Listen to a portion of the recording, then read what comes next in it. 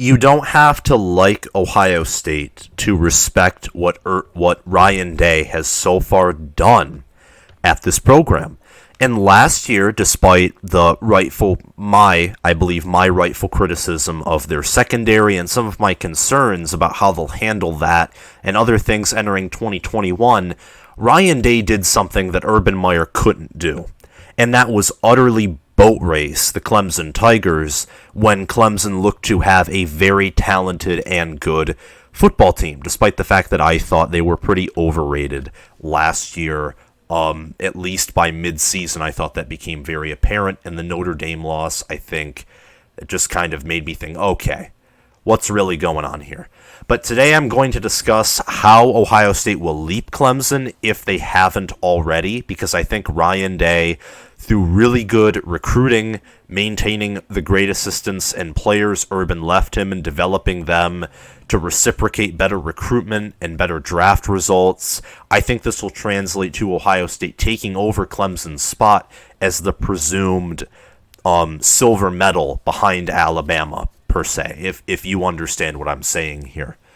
So, first of all, I just want to begin with that game last year, which is really... There needs to be a nickname for that game. Like, I'm not really good with nicknames here, but that game, Clemson came in as the favorite. They had a presumably, by stats even, much superior quarterback. The Big Ten was an absolute mess, so I'd argue... last year you could actually argue that Clemson had the harder schedule and that Ohio State had the far easier schedule. And also Clemson was riding high on confidence. They just blew out the number 2 Notre Dame Fighting Irish, who beat them in South Bend a few weeks earlier, had Trevor Lawrence, and all you know, they were expected to reach Alabama and play in a rematch. Dabo Swinney kind of tried to hype his team up and flex his team's muscles by ranking Ohio State 11th in the coaches poll. And then, Clemson gets their drive going in the game. They're up 7-0. And the way that drive went, you're thinking, oh, they're going to cut through Ohio State. Even though I thought Ohio State would win, and I live streamed that game and thought that Ohio State would win based off of wanting to prove Dabo Swinney wrong, and that's what ended up happening. Ohio State at some point just said no. They were like a human being fighting a cat, and the human's hand just kind of closed on the cat's head as the cat's just patting at the human's forearm, trying to get away, trying to fight back, and the hand just prevents them from fighting back. And that's what that game was. It was... Ryan Day broke Clemson in that game. And maybe I'm taking that a little too far, but how that game went, the arrogance that Clemson, notably Dabo Swinney, were carrying, him like preaching that Ohio State didn't deserve to be in there and saying how they're not even a top 10 team, and then them getting just obliterated, destroyed. Trevor Lawrence even throwing an interception, and Justin Fields clearly showing himself to be the better quarterback on that day, and just it was humiliating. I relate that to when in a game when Dabo Swinney was talking about their Orange Bowl matchup with West Virginia, how he said that after this, the news and the college football world will be talking about the Clemson defense. And indeed they were talking about the Clemson defense when they surrendered 70 to Dana Holgerson's West Virginia on that night in the Orange Bowl. That's what that game was like. That was absolutely humiliating. Ohio State, in theory and on paper before that game, had no business winning that game. And they absolutely rocked it and ran through Clemson.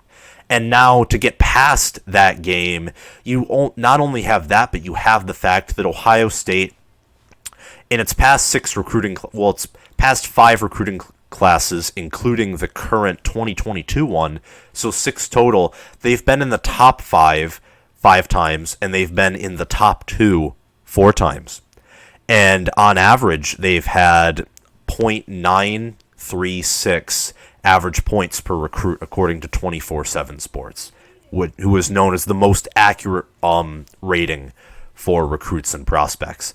The lone exception to the top 10 was 2019, and that was based off of Urban Meyer retiring and some people having doubts about Ryan Day.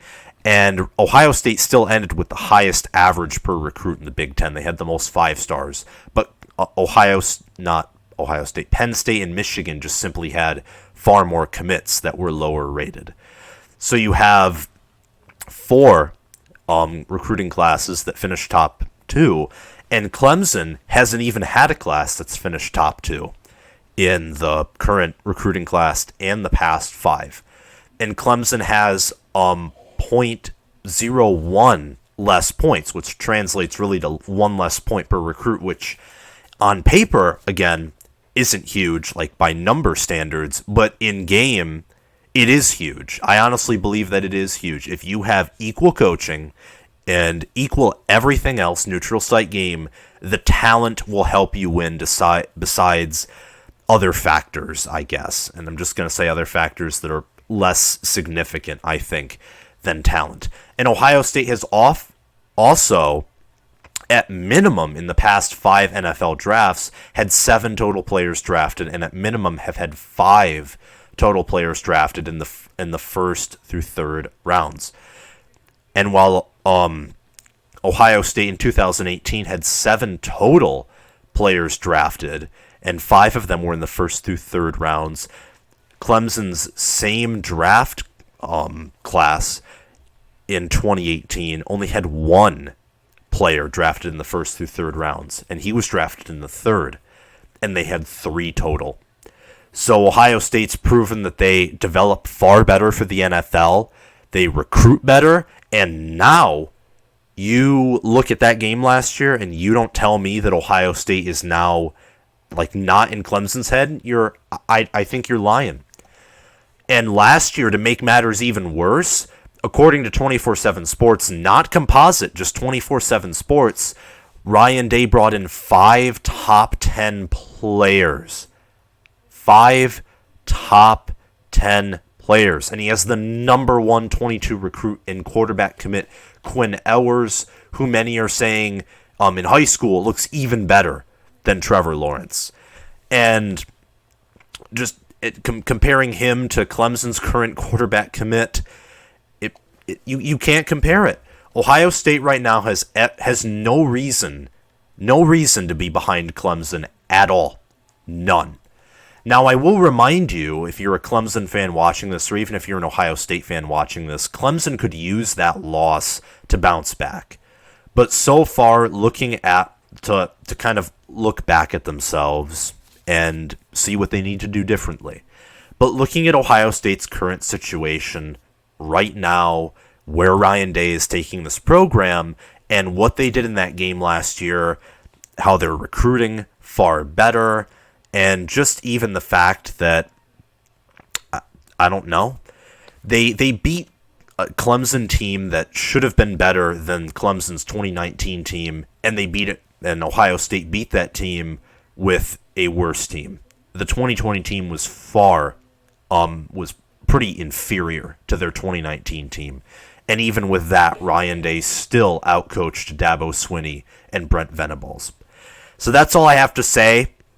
That's just my thoughts. I really expect Ohio State to win in the next 3 years the national title. And I don't know who they'll play, but I fully expect them with the talent they have to win the national title in the next 3 years. If you liked this video, remember to like and subscribe and hit that notification bell so you can watch more of my videos and comment your thoughts down below. Thanks for watching, and I'll see you around.